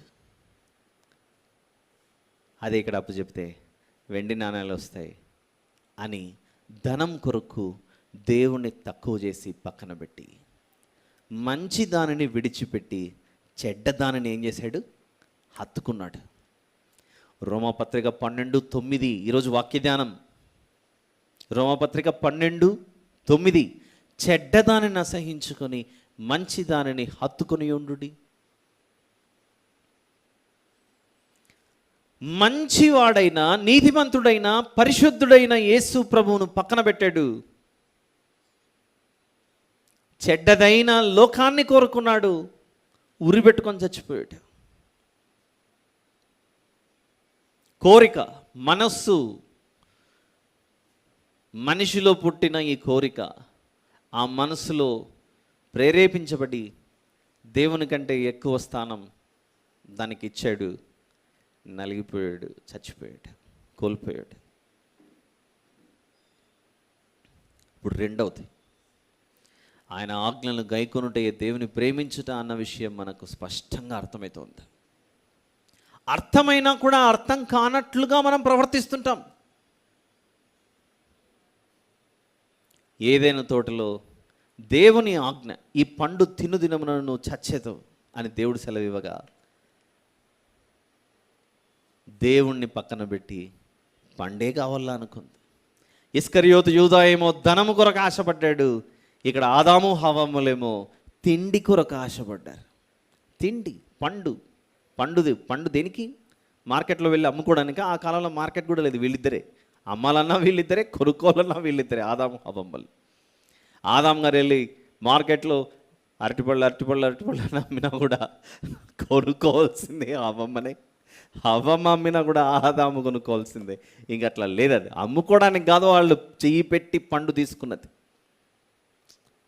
ఆశ, తిండి. ఆ సమయంలో ఒక మాట ఫిలిప్పీ పత్రికలో ఒక మాట ఉంటుంది. అసలు వాక్యం చదువుతుంటే మన ఆత్మీయ జీవితం ఎంతో బాగుపడాలి. ఫిలిప్పీ పత్రిక 3వ అధ్యాయం, ఫిలిప్పీ పత్రిక 3వ అధ్యాయం 19వ వచనం. ఫిలిప్పీ పత్రిక 3:19. నాశనమే వారి అంతము, నాశనమే వారి అంతము, వారి కడుపే వారి దేవుడు. ఈ పండు తినుదినములను చచ్చెదవు అని దేవుడు ఆజ్ఞాపిస్తే, అంటే ఆదాము హవ్వలు నాశనం అయిపోయారు, వారి అంతం అయిపోయిందని ఆ ఉద్దేశం గురించి కాదు నేను చెప్తున్నది. దేవుడు ఆ పండు రెండు ముందు పెట్టగానే దేవుని ఆజ్ఞ కంటే వారి త్రాసులో ఏది ఎక్కువగా కనపడింది? భోజనం, తిండి, ఆ పండు. ఆ పండు తినాలని ఆశపడ్డారు, నాశనాన్ని కొని తెచ్చుకున్నారు. ఏదైనా తోటలో నుండి గెంటి వేయబడ్డారు. ఆ తర్వాత మళ్ళీ ఏదైనా తోటలోనికి ఎప్పుడు కూడా రాలేదు వాళ్ళు. నో ఎంట్రీ అని దేవుడు తన దూతలను పెట్టి, ఖడ్గజ్వాలలను పెట్టి వారిని లోపలికి రానికుండా అడ్డుకున్నాడు. అక్కడ మనిషి యొక్క మనస్తత్వం ఎలా మారుతుంది చూడండి ఒకసారి. ఒకరికేమో నాకు దేవుడు వద్దు, వెండి నాణ్యాలు కావాలని వెండి నాణ్యాలకు ప్రాధాన్యతనిచ్చారు. మరి ఒకరేమో దేవుని కంటే ఈ పండు తింటే చాలు అని నోటికి, నాలుకకు, కడుపుకు ఆశ చూపించారు. ప్రపంచంలో ఇంతవరకు చెప్పుకున్న వారిలో అత్యంత బలాఢ్యుడు మరియు అత్యంత జ్ఞాని ఒకరు సంసోను గారు, మరొకరు సొలొమోను గారు. వీళ్ళిద్దరూ దేవుని ఆజ్ఞను పక్కన పెట్టడం వల్లనే వారి జీవితంలోకి ఎంత నాశనం తెచ్చిపెట్టుకున్నారు. అసలు సంసోను గారి జీవితం, ఆయుధాలు ఏమీ కనపడకపోతే ఒక గాడిద దవడ ఎముక కనపడిందట. 1000 మంది మీద పడ్డారు. 1000 మంది అంటే ఎంతమంది పడ్డారో నాకు తెలియదు. ఆ గాడిద దవడ ఎముక ఇలా పట్టుకొని ఫిలిస్తీన్లతో సంసోను గారు చేసిన యుద్ధం, సంసోను గారు దేవుని ఆత్మ లోనికి ప్రవేశించగానే చేసిన యుద్ధం, ఆ గాడిద దవడ ఎముకతో ఒక్కొక్క కుప్పగా 100 మందిని చంపుకుంటూ పోయాడట. అసలు 1000 మంది మీద పడితే ఒక్కడు ఎలా చంపాడు? ఒక్కడు 1000 మందిని. ఊహించుకోండి ఒకసారి. నాకు తెలిసి ఈ కాలంలో ఉన్న ఏ కరాటాలు, టైక్వాండోలు, కుంగ్ఫూలు, ఇంకా ఏం చెప్పుకుంటారో, ఏం చెప్పుకున్నా కూడా ఏవి కూడా పనికిరావేమో. ఆ లెవెల్లో జరిగింది ఫైటింగ్. అది సంసోను గారు చేసినటువంటి ఆ యుద్ధం. అది కూడా ఎంచుకుంటూ చెప్పాడట. 1, 2, 3, 100 అయింది. ఈ కుప్ప కంప్లీట్ అయింది. నెక్స్ట్ వేరే కుప్ప దగ్గరికి వెళ్ళాలి. వాళ్ళని పట్టుకున్నాడు. 2 కుప్పలు పుడితే 3వ దానికి వచ్చాడు. అసలు వాళ్ళు ఎలా కొట్టించుకుంటున్నారో గాడిద, నేను రెడీగా ఉన్నా ఇప్పుడు నన్నే కొట్టన్నట్లుగా లైన్లో వాళ్ళది అయిపోయింది. సంసోను గారి యుద్ధం ఫిలిస్తీన్లతో ఆ లెవెల్లో జరిగింది. అది అలాంటిది దేవునికి నాజీరు చేయబడిన సంసోను గారు తన బలము దేవుడిచ్చిన ఈ వెంట్రుకల్లో ఉందని ఆ రహస్యాన్ని చెప్పకుండా ఉండాల్సినటువంటి వ్యక్తులతో చెప్పి, అంత బలాఢ్యుడు ఎంత బలహీనుడైపోయి చివరికి 2 కళ్ళు కోల్పోయి అంధత్వంలోకి వెళ్ళిపోయి అంధుడైపోయాడు. అయినా దేవుని కార్యం మనం ఆలోచించాం, కానీ మన తల వెంట్రుకే ఎంతటి చెప్పండి. మీరు ఆలోచిస్తారో లేదో కానీ అప్పుడప్పుడు ఇలాంటి ఆలోచనలు తగులుతూ ఉంటాయి. సమయం వచ్చినప్పుడు చెప్దాంలే అన్నట్లు ఉంటుందేమో నా జీవితంలో. కానీ బలం ఎక్కడ? షో మీ యువర్ స్ట్రెంత్ అంటే మనం ఏం చూపిస్తాం? ఇలా చూపించాలి, అంతేనా? నీ బలం ఎక్కడ అని సంసోను గారు అన్నాం అనుకోండి, టింగ్ మ్యాట్ తీసి చూపించాలి. నా బలం వెంట్రుకలో. సంసోను గారికి బలం ఎక్కడ దాచిపెట్టాడు దేవుడు? వెంట్రుకలో పెట్టాడు. సంసోను గారికి బలం దేవుడు వెంట్రుకలో, హెయిర్లో పెట్టాడు, తల వెంట్రుకల్లో పెట్టాడు. నాకు అనిపించింది, ప్రభువా, ఒక రేలుతో ఒక రెండు ఇట్లా పట్టుకొని ఇట్లా తీస్తే పడిపోయే ఈ వెంట్రుకలు నువ్వు అంత బలం ఎలా పెట్టావు తండ్రి? అప్పుడు మనతో అంటున్నాడు, నీ తలంపులు నా తలంపుల వంటివి కావు. ఎప్పుడైనా ఏ మనిషి అయినా షో మీ యువర్ స్ట్రెంత్, నీ బలం ఎక్కడ అని అనుకున్నా, ఖచ్చితంగా బాడీ బిల్డర్ జిమ్కి వెళ్ళి చాలా ఫొటోస్ కనపడతాయి. అంతెందుకు మనం అంతా బాక్సింగ్ కోర్టులోనే ఉన్నాం, ఎటు చూసినా అవే కనపడతాయి. ఈ బలం ఎక్కడ అంటే అందరు కండలు అవి ఇవి చూపించాలి. కానీ సంసోను గారికి మాత్రం నీ బలం ఎక్కడ అంటే ఎక్కడ చూపించాలి? వెంట్రుక, తలలో ఉన్న వెంట్రుకను చూపించాలి. అంత బలహీనమైన దానిలో ఊహించనంత బలం పెట్టాడు దేవుడు. అది దేవునికే సాధ్యం, ఎవరికి సాధ్యం కాదు అది. ఒకరోజు దారిలో పోతూ ఉన్నాడు సంసోను గారు, మనందరికి తెలుసు. సింహం ఎదురైంది. ఆ సింహాన్ని ఎలా చీల్చాడు సంసోను గారు? అందరికి మనం సండే స్కూల్లో విన్న, చిన్నప్పటి నుంచి విన్న స్టోరీస్ అవి. ఎలా చీల్చాడట? తీయండి ఒకవేళ న్యాయాధిపతుల పుస్తకం. ఆ సందర్భం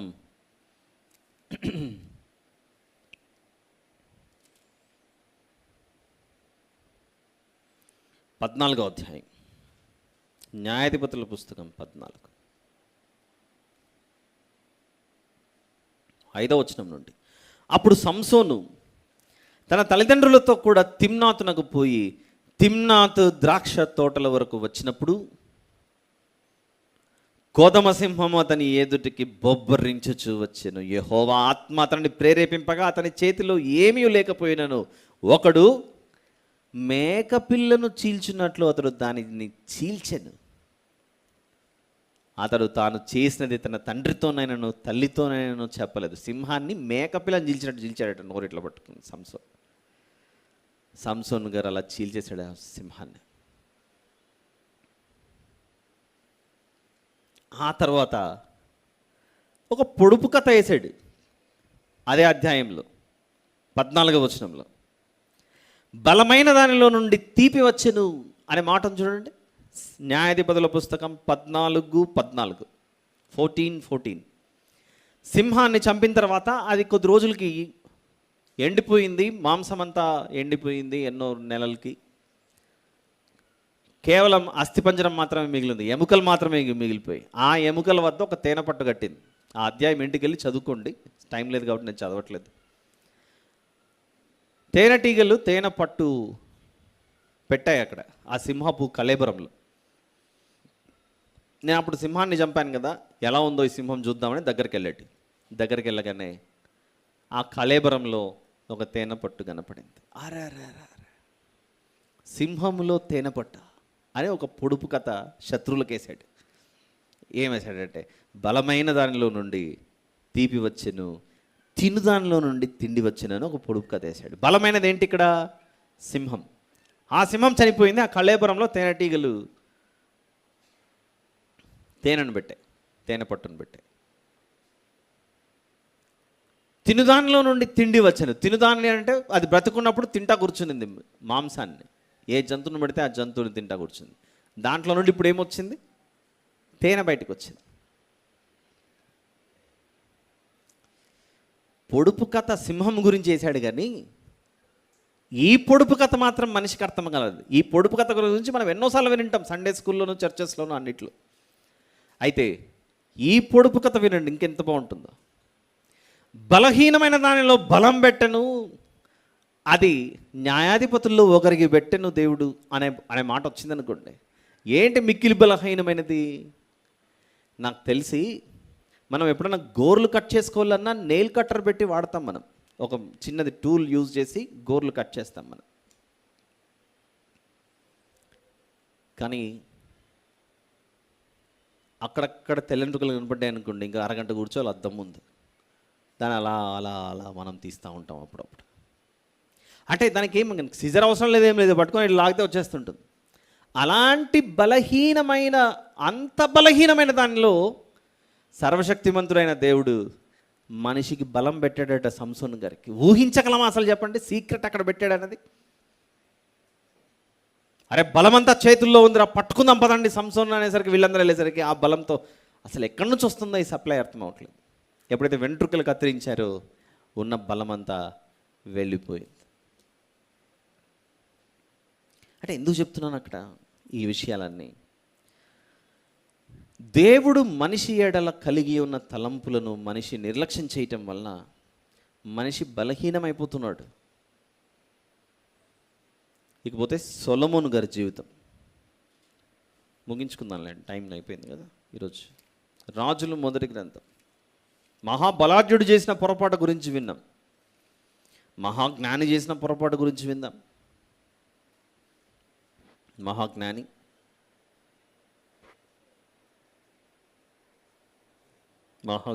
రాజులు మొదటి గ్రంథం 11వ అధ్యాయం.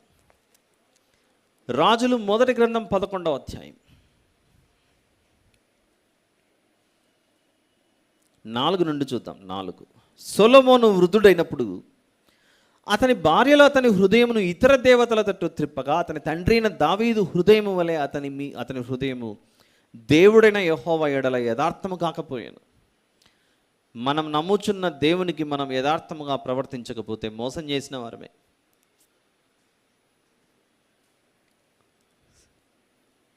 ఆ తర్వాత ఏం చేశాడు తప్పులు? 5వ వచనంలో సొలొమోను అష్తారోతు అను సీదోనియుల దేవతను, మిల్కోము అను అమ్మోనియుల హేయమైన దేవతను అనుసరించి నడిచారు. ఈ ప్రకారము సొలొమోను యెహోవా దృష్టికి చెడు నడత నడిచి తన తండ్రి అయిన దావీదు అనుసరించినట్లు యథార్థ హృదయంతో యెహోవాను అనుసరింపలేదు.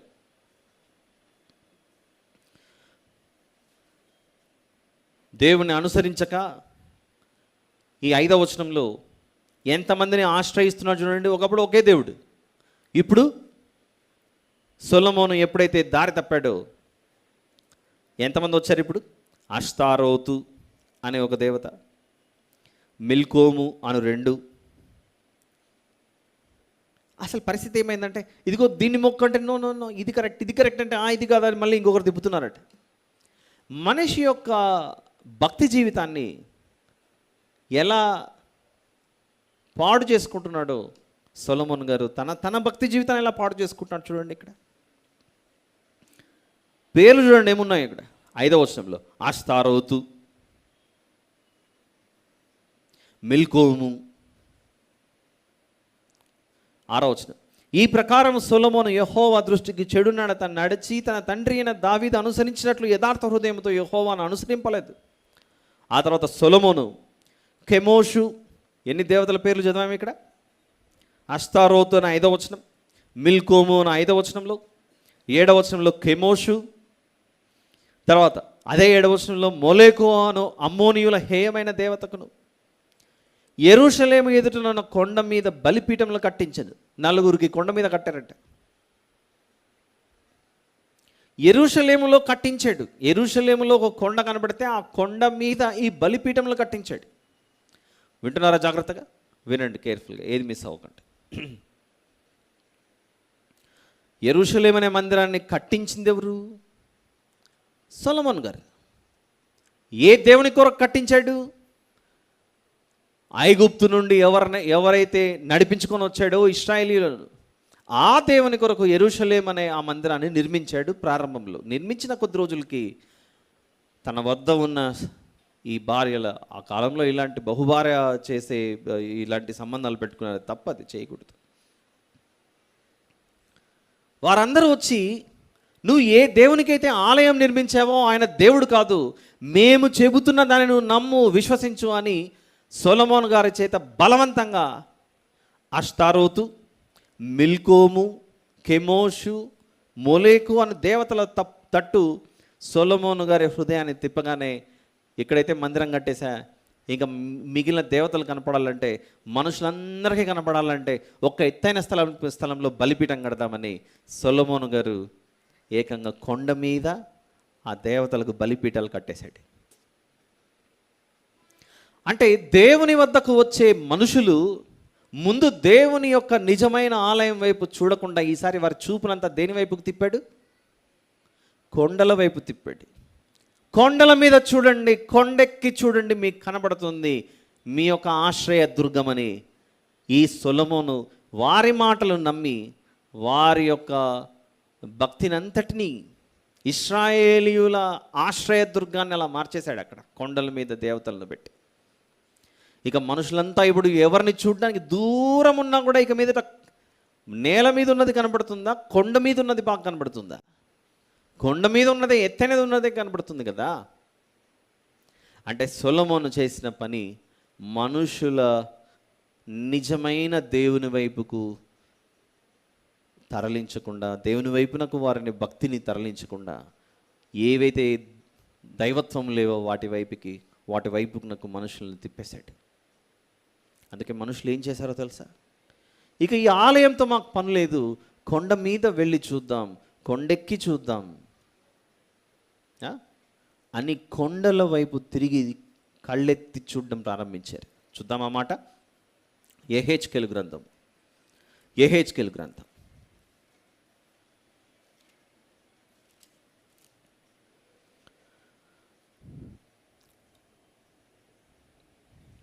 11వ అధ్యాయం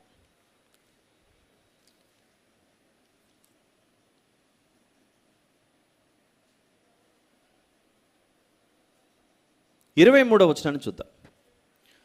యెహెజ్కేలు గ్రంథము 11:23. ఇక్కడ ఈ 23వ వచనంలో మనకు ఒక మాట ఉంటుంది. పట్టణపు తూర్పు దిశనున్న కొండకు పైగా అనుంది. అక్కడ పట్టణపు తూర్పు దిశనున్న కొండ అనుంది ఒకటి ఉంది, చూసారా? యెరూషలేము అనే పట్టణానికి తూర్పు దిక్కున ఏముందట? ఒక హిల్ కనబడుతుంది, ఒక కొండ. ఆ ఒక్క పాటను అలా పెట్టుకుని ఇప్పుడు 8వ అధ్యాయానికి వద్దాం. ఇదే యెహెజ్కేలు గ్రంథము 8వ అధ్యాయం. అంటే యెరూషలేము అనే పట్టణానికి తూర్పు వైపున ఒక కొండ ఉంది, ఒక కొండ. ఇప్పుడు యెహెజ్కేలు గ్రంథము 8:16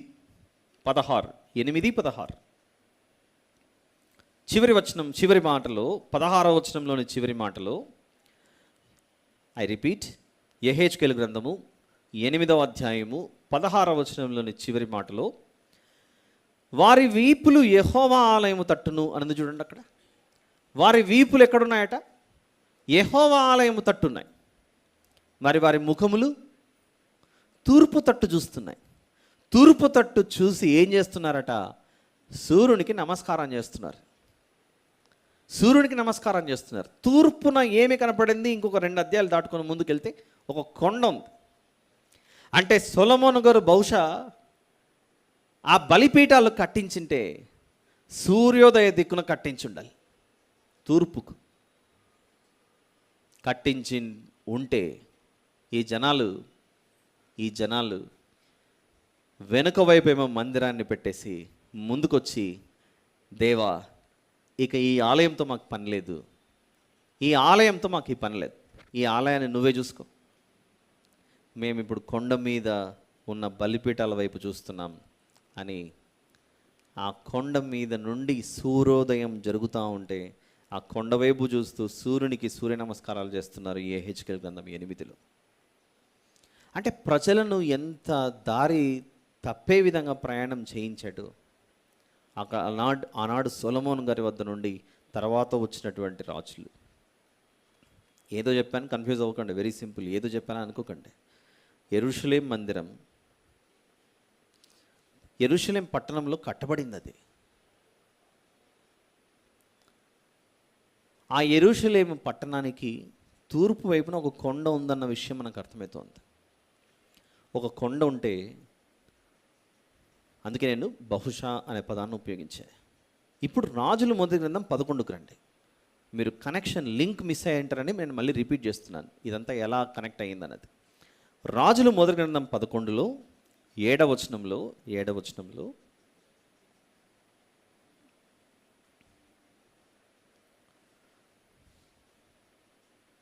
సొలొమోను కెమోషు అను మోయాబీయుల హేయమైన దేవతకును, మొలెకు అను అమ్మోనీయుల హేయమైన దేవతకును యెరూషలేము ఎదుటనున్న కొండ మీద యెరూషలేము ఎదుటనున్న కొండ మీద ఏం చేశారట? బలిపీఠములను కట్టించాడు. కొండ మీద బలిపీఠాలు కట్టించాడు. ఎలాగో సూర్యకిరణాలు పడుతున్నాయి, ఆ బలిపీఠముల వైపు మేము చూస్తూ నమస్కారం చేద్దామని మందిరం వైపు వీపులు తిప్పి ఆ కొండ వైపు చూస్తూ సూర్య నమస్కారం చేస్తూ అలా ఉండిపోయారు వీళ్ళు. ఆకాశము క్రింద ఉన్న ప్రతి ఒక్కటి ఆకాశము పైన ఉన్న ఆయన చేత నడిపించబడుతున్నాయి. ఆకాశము క్రింద ఉన్న వాటి క్రింద ఉన్నాడు అనుకోండి, ఆయన ఎలా దేవుడు అవుతాడు? అప్పుడప్పుడు అనిపిస్తుంటుంది. యేసు ప్రభువును సిలువను మోయించుకుంటూ ఆ యెరూషలేం పట్టణంలో నుండి ఒక కొండ మీదకి తీసుకెళ్లారు. ఆ కొండనే కల్వరి కొండ. గొల్గోతా అన్న పేరుతో ఉంచబడినటువంటి ఆ గొల్గోతా కల్వరి కొండ మీద యేసు ప్రభు సిలువ మీద అలా వేలాడదీయబడ్డాడు. ఏం జరిగింది ఈ కొండ మీద అని ఆలోచిస్తే, అది తూర్పునున్న కొండన, పడమరున్న కొండన, దక్షిణమా, ఉత్తరమా మనకు సంబంధం లేదు. ప్రస్తుతానికి ఇక్కడ ఉన్నటువంటి రాజులు కొండల మీద ఏం కట్టేశారంటే బలిపీఠాలు కట్టేశారు.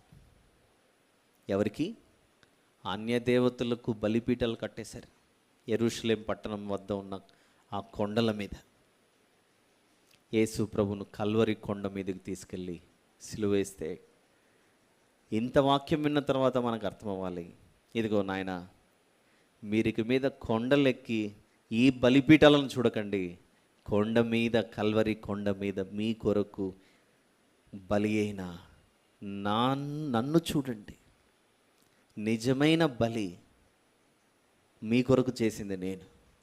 కానీ మీరు ఇన్ని రోజులు నేనిచ్చిన జంతువులు తీసుకెళ్ళి కొండ మీద ఈ రాజులు కట్టిన బలిపీఠాల మీద మీరు బలులు ఇచ్చారు. మీరు చేసిన ఈ తప్పిదం, మీ హృదయంలో నాకు చోటే లేదు, మీ హృదయంలో నాకు స్థానమే ఇవ్వలేదు.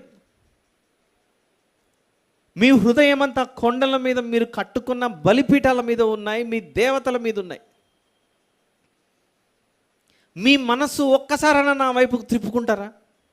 ఇదిగో నేను ప్రయాణం చేస్తున్నాను, మీ పాపాలన్నీ సిలువ మీద నేను భారం మోసుకొని తీసుకెళ్తున్నాను కొండ మీదకి. మీరు ఏ కొండ మీద అయితే ఇంతవరకు ఇంతకాలంగా నేను మీ హృదయంలో ఉండవలసిన చోటుకు బదులుగా మిగిలినవన్నీ వచ్చి చోటు చేసుకున్నాయే, వాటినిక నేను ఇక్కడ బలి చేస్తున్నాను, వాటిని ఇంతటితో ముగిస్తున్నాను, సమాప్తమైనది అని పలికినప్పుడు వీటన్నిటికీ మీరు ఇంకా సమాప్తం చెప్పరా? ఇంకెప్పుడు మీరు ముగింపు చెప్పేది? యేసు ప్రభు సిలువ మీద పలికిన మాటల్లో సమాప్తమైనది అని అంటే, ఇప్పటికైనా మనుషులు కొండ మీద వేలాడిన సిలువ మీద నన్ను చూస్తారనుకుంటున్నాను. కానీ ఇప్పటికీ మనుషులు నేటికి ఆయా దేశాలలో కొండ మీద ఇంకా ఏదో ఉందని, దేవుడు అనే ఆయన అక్కడ ఉన్నాడని దర్శించుకోవడానికి ప్రయాణాలు చేస్తున్నారే. నేను ఏనాడో దాటి వెళ్ళిపోయాను. కొండ మీద నన్ను బలి చేశారు, సమాధిలో పెట్టారు. తిరిగి 3వ దినాన కొండల కంటే ఎత్తుగా నేను దాటి వెళ్ళిపోయాను, ఆకాశమును దాటుకొని వెళ్ళిపోయాను.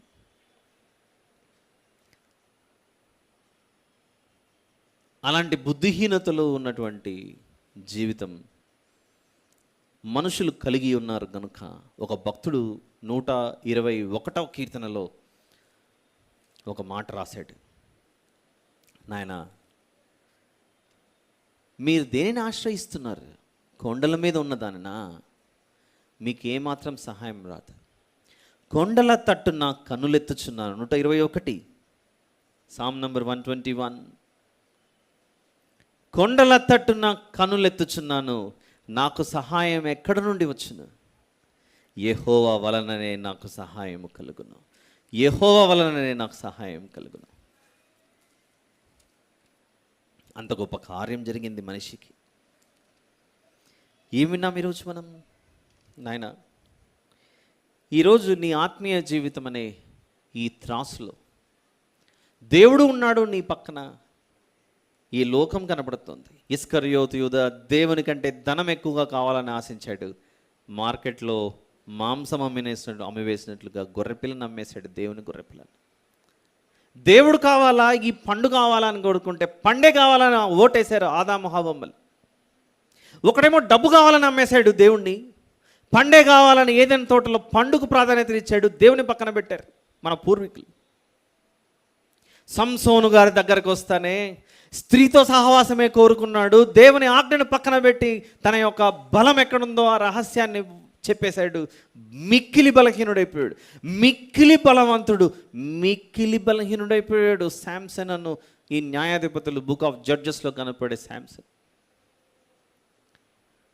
మిక్కిలి జ్ఞాని సొలొమోను గారు తన భార్యల మాట విని చివరికి బుద్ధిహీనంగా ప్రవర్తించి కొండల వైపు బలిపీఠాలు పెడితే, మీరు ఆ బలిపీఠం వైపు జరుగుతున్న బలులు చూడకండి, కొండ మీద జరిగిన ఈ సిలువ బలిని చూడండి అని యేసు ప్రభు అన్నిటినీ అలా మార్చేశాడు. చూడండి,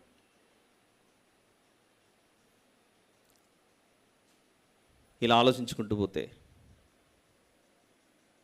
దేవుడు కావాలా, ఈ లోకం కావాలనే ప్రశ్న ఈరోజు మన మధ్యలో కూడా దేవుడు పెట్టాడు. This a very big question mark.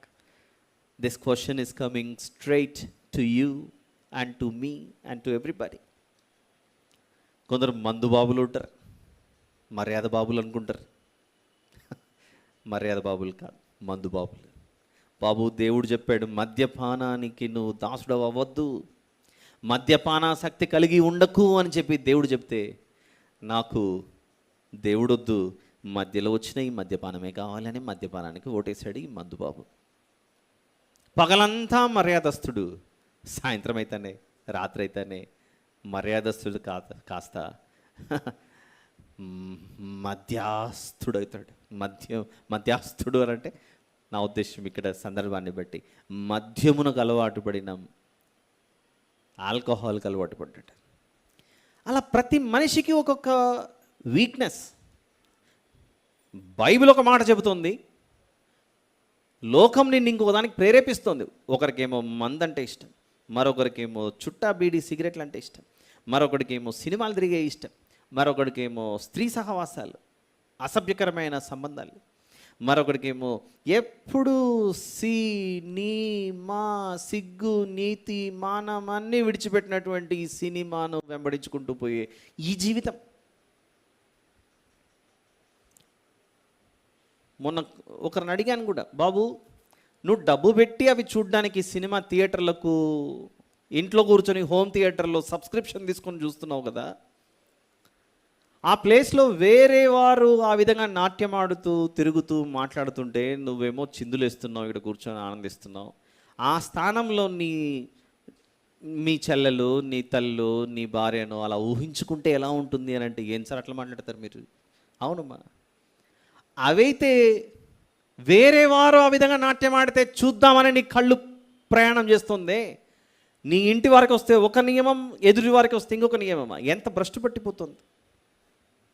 వద్దు. హృదయం మలినమైందనుకోండి, హృదయం చెడిపోయిందనుకోండి, ఇక దేనికి మనకి వస్తుంది మన ఆత్మీయ జీవితం, మర్యాద జీవితం? నో, చాలా తప్పు.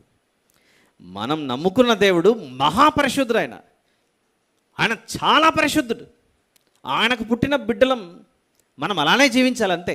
నిర్ణయం తీసుకోవాలి, డెసిషన్ తీసుకోవాలి, అంతే. దేవుడు కావాలి, లోకం కావాలి అనే సిద్ధాంతంతో మనం బ్రతుకుతున్నాం అనుకోండి. ఇది ఎలాంటిదో చెప్తాను, ఒక ఎగ్జాంపుల్ చెప్తాను, ముగిస్తాను. ఇంటికి వెళ్ళిన తర్వాత మధ్యాహ్నం అయింది కాబట్టి ఖచ్చితంగా ఆకలితో ఉంటాం, భోంచేస్తాం. ఎప్పుడు రోజు అన్నమే తింటున్నామని మొదట కొద్దిసేపు అన్నం తిన్నాము, ఆ తర్వాత అన్నంలోకి ఒక 4-5 చుక్కలు విషం వేసుకుందామని పాయిజన్ వేసుకున్నాం. అన్నమేమో శ్రేష్టమైంది, బాగా చక్కగా ఆరోగ్యంగానే ఉంది, అది మంచి బలమైన ఆహారం. అందులోనికి ఎంత కలిపావు? అన్నం తిన్నంత క్వాంటిటీ. అన్నం ఒకవేళ సే 1/2 కిలోనో లేకపోతే ఎంతనో క్వాంటిటీ, మొత్తం 1/2 కిలో రైస్ అని వండుకున్నది గురించి మాట్లాడట్లేదు, ఇది తీసుకున్నాం తింటున్నాం. కానీ విషం మాత్రం ఎంత? 4-5 చుక్కలే తీసుకొని దానిలో కలిపాం. ఇది కూడా ఎలా ఉంటుందో టేస్ట్ చూద్దాంలేండి అని అందరు చెప్తారు కదా, విషం తింటే చచ్చిపోతారని ఒకసారి ఎట్లుంటుందో ప్రయత్నిద్దామని ఒక 4-5 చుక్కలు అన్నంలో వేసి కలిపేసి టేస్టీగా ఆరగించాం. తిన్న ఒక 10 నిమిషాలు కనపడింది దాన్ని విశ్వరూపం. ఉంటుందా ప్రాణం? అయిపోయి ఇంకా అదే చివరి భోజనం. ఈరోజు నేను చివరి భోజనానికి కూర్చుంటున్నానండి అని చెప్పుకొని తినాల్సిందే. ఎట్లుంటుంది జీవితం? ఎందుకు చెప్పాను ఈ ఎగ్జాంపుల్? నీ కడుపులోనికి ఎప్పుడు కూడా ఆరోగ్యకరమైన ఆహారమే వెళ్ళాలి, కానీ విషం వెళ్తే మనము బ్రతకం, చచ్చిపోతాం. ఇది మనకు అర్థమైతే మన స్పిరిచువల్ లైఫ్, ఆత్మీయ జీవితం, మన ఆత్మీయ జీవితం కూడా అలాంటిదే. దేవునిని మనం హృదయంలో కలిగి ఉండి కొంచెము లోక సంబంధమైన ఆశలు కనబడగానే, లోక సంబంధమైనవి కనబడగానే ఒక్కసారిలే దేవుడు నన్ను ఎలాగైనా ఫర్గివింగ్ గాడ్ కదా, క్షమించే దేవుడు కదా, నేను తప్పు చేసినా పర్లేదు అని కొంచెం అలా తప్పు చేసి ప్రభా తప్పు అయిపోయింది ప్రభా అని ఎవరు చూడకుండా వెళ్ళి సారీ ప్రభా సారీ అన్నాం అనుకోండి, ఏదో పాపంలే అని ఒక్కసారి బ్రతికించారనుకోండి. డాక్టర్స్ ఏదో మెడిసిన్ వేసి, ఎవరో గమనించారు విషం తిన్నాడు, ఏదో నోట్లో నుంచి నురుగులు వస్తున్నాయని వెంటనే చుట్టూ ఉన్న వాళ్ళు చూసి పరుగున ఎత్తుకొని తీసుకెళ్లారు హాస్పిటల్కి. వెంటనే వాళ్ళు అవి ఇవి మెడిసిన్స్ ఇచ్చి మొత్తం స్టమక్, కడుపు అంతా క్లీన్ చేసేసారు. ఆ తర్వాత మళ్ళీ బ్రతికాడు బిడ్డ అనుకుందాం ఒక ఇన్సిడెంట్లో. దేవుడు కూడా అలా మనం చేసిన తప్పిదాల్లో మనం అలా పొరపాటు చేసినా క్షమించి పోనీలే అని మనల్ని శుభ్రపరుస్తూ అవకాశాలు ఇచ్చుకుంటూ వచ్చాడేమో.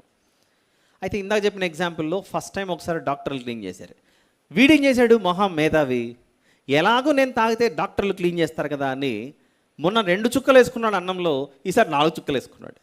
ఏంటయ్య బాబు అని అంటే, మొన్న నువ్వు క్లీన్ చేసావు కదా అందుకే మళ్ళీ వేసుకుంటున్నాను. అలా మాటికి అన్నంలో కలుపుకుంటున్నాడు, తింటున్నాడు, హాస్పిటల్కి పోతున్నాడు. ఇంకా ఈసారి బ్రతికిస్తారా చెప్పండి?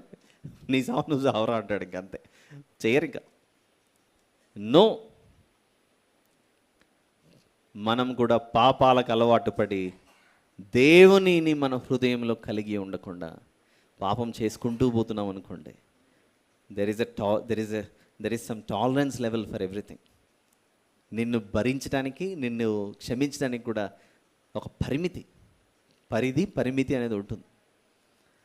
దొరికింది అవకాశం కదా అని మనం చేసుకుంటూ పోతుంటే మాత్రం చాలా ప్రమాదం. ఇంకోటి చెప్పనా? ఇస్కరియోతు యూదాకి ఎప్పుడైతే 30 సిల్వర్ కాయిన్స్ 30 వెండి నాణాలకు అమ్మేశాడో, దేవుని కంటే ఇప్పుడు ఇస్కరియోతు యూదా ఎవరికి దాసుడయ్యాడు? డబ్బుకు దాసుడయ్యాడు. ఏదైనా తోటలో ఆదాము హవ్వమ్మ దేనికి దాసులయ్యారు? పండుకు, ఆహారానికి దాసులయ్యారు. సంసోను గారు దేనికి దాసులైపోయాడు? అక్కడ ఆ రహస్యాన్ని చెప్పినప్పుడు స్త్రీ సహవాసానికి దాసుడైపోయాడు. అన్ని దేవతలకు దాసుడైపోయాడు సొలొమోను గారు. ఈరోజు మనం కూడా దేవుని పక్కన పెట్టి వేరే దానికి అవకాశం ఇస్తే మనం దేనికి దాసులమైపోతున్నాం? మనము దేనికి అవకాశం ఇచ్చింటే దానికి మనము దాసోహమైనట్లే. మందుకు దాసోహం, పాపానికి దాసోహం. ఎవరు చూడట్లేదు కదా అని రహస్యంగా చేసే ప్రతిదీ, చూసే ప్రతిదీ, ప్రయాణాలు చేసిన ప్రతిదీ, ఆ రహస్యమైన వాటన్నిటికీ మనము దాసులమైపోయాం. దేవుడు అంటాడు, నాయన నువ్వు దాసును కాదురా బిడ్డ, I will tell you who you are. పేతురు గారు రాసిన 1 పత్రిక 2. నీవెవరో తెలియకుండా దేవుడేమో మనల్ని హీరో అంటుంటే, I'm not hero my lord, I'm zero అంటున్నాం మనం. అలా ఒబీడియన్స్తో, ప్రభువా నేను ఏ దానికి పనికి రాకుండా ఉంటే నన్ను గొప్పగా చేసావనే దేవునికి హంబుల్గా చెప్పుకోవడం ఓకే. కానీ మనం మాత్రము పేతురు గారు రాసిన 1 పత్రిక 2వ అధ్యాయం 9వ వచనంలో, పేతురు గారు రాసిన 1 పత్రిక 2:9, అయితే మీరు చీకటిలో నుండి ఆశ్చర్యకరమైన తన వెలుగులోనికి మిమ్మల్ని పిలిచిన వాని గుణాతిశయములను ప్రచురము చేయు నిమిత్తము ఏర్పరచబడిన వంశమును, మీరు రాజులైన యాచక సమూహం అని దేవుడు చెప్తున్నాడు. మీరు రాజులని చెప్తున్నాడు. మనము ప్రభువా నేను రాజును కాదు తండ్రి, నేను మద్యపానానికి దాసుని, నేను రాజును కాదు ప్రభువా సినిమాకు దాసుని, నేను రాజును కాదు ప్రభువా స్త్రీకి దాసుని, నేను రాజును కాదు ప్రభువా నేను విగ్రహానికి దాసుని. అలా ఎన్ని చెప్పుకుంటున్నామో మనం? నో, తప్పు. మనము దేవునికి గొప్పగా జీవించ బద్దులమై ఉన్నాం. ఎంత గొప్ప దేవుడు మనకున్నాడు. ఇంత గొప్ప దేవుడు మనకుంటే ఆ దేవుణ్ణి పక్కన పెట్టేశాం మనం. ఎంత అన్యాయం. అబ్బా వాళ్ళందరి తప్పులు చేశారు, నేనైతే చేయలేదండి అని మనము పరిశుద్ధులుగా మనం అనుకుంటున్నామేమో. నో, మనము కూడా బ్యాప్టిజం తీసుకోనంత వరకు we sold ourselves to the slavery of this world. నిన్ను ప్రేరేపించింది ఈ లోకం. నువ్వు పలానా దానికి రా, come to me and enjoy me or rejoice in me అని చెప్పగానే మనం పరుగులెత్తాం, ప్రయాణాలు చేశాం. ఇది గొప్ప జీవితం, చాలా గొప్ప జీవితం. దీన్ని పాడు చేసుకోకండి.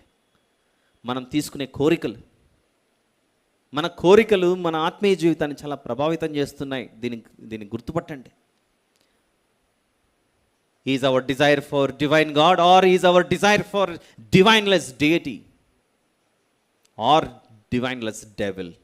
Watts our desire today?